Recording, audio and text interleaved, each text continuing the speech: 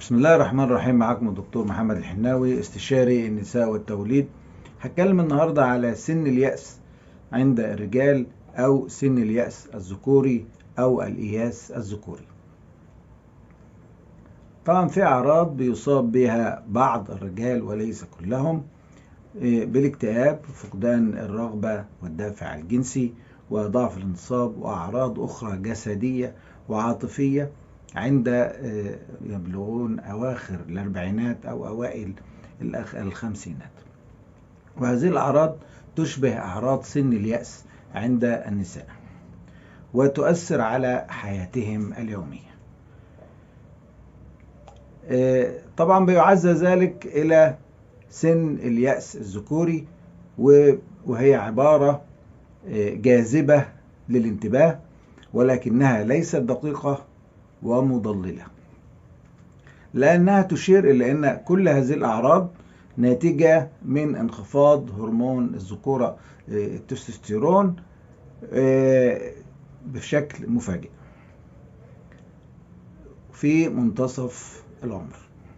وهذا ليس صحيح، لأن انخفاض مستويات هرمون التستوستيرون عند الرجال بتبقى تدريجيا بمعدل ثابت، بمعدل 1-2% كل سنة بعد سن الأربعين. ومن غير المرجح أن هذه الأعراض كلها يسببها نقص هرمون التستوستيرون، وغالبا بتكون هذه الأسباب مع نقص التستوستيرون عوامل في نمط الحياة والحالة النفسية، بحيث انهم لقوا ان الرجال عند سن 50 12% بس منهم اللي عندهم نقص في هرمون التستوستيرون، 19% عندهم نقص في الستينات من العمر، 28% عندهم نقص في السبعينات من العمر، 49% عندهم نقص في الثمانينيات من عمرهم. بتكون أحسن مستويات لهرمون التستوستيرون في العشرين، في سن العشرين بيبقى من 300 ل 1200 نانو جرام في الدي سي لتر.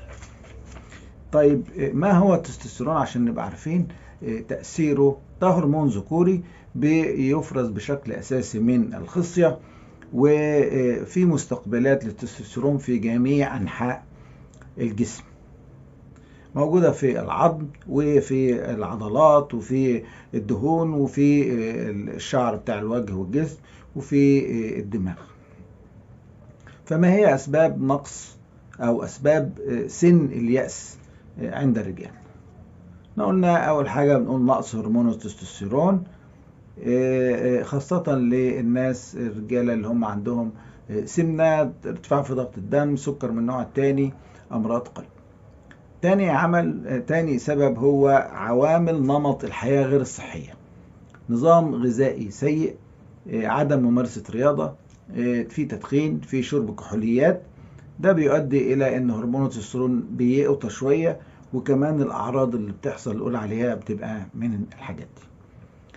تالت حاجة اللي هي العوامل النفسية، بنقول عليها أزمة منتصف العمر، إن الراجل في نص حياته بيبقى عنده قلق من مستقبله، في الحياة الشخصية، في العمل، في العلاقات بتاعته، مشاكل فلوس، مشاكل شغل، أي حاجة من دي. فبيجي له ضغط نفسي، كآبة، اكتئاب، قلق، تدني احترام للذات. ده بيقلل برضو الهرمونات وبيعمل اضطرابات عاطفية. السبب بعد كده، السبب الثالث اللي هو وجود حالات صحية مزمنة. احنا قلنا في السمنة، قلنا السكري النوع الثاني، ارتفاع في ضغط الدم، امراض القلب والشرايين، الكلام ده برضو بيؤثر على الصحة العامة. رابع حاجة تناول بعض الأدوية اللي زي مضادات الاكتئاب، الكورتيكوسترويد، الكورتيزون، المواد الأفيونية، الكلام ده بيقلل إنتاج هرمون التستوستيرون. كمان بعض العلاجات، تعرض لعلاجات كيماوية، علاجات إشعاعية بتأثر على الخصية فبتقلل مستوى الهرمون.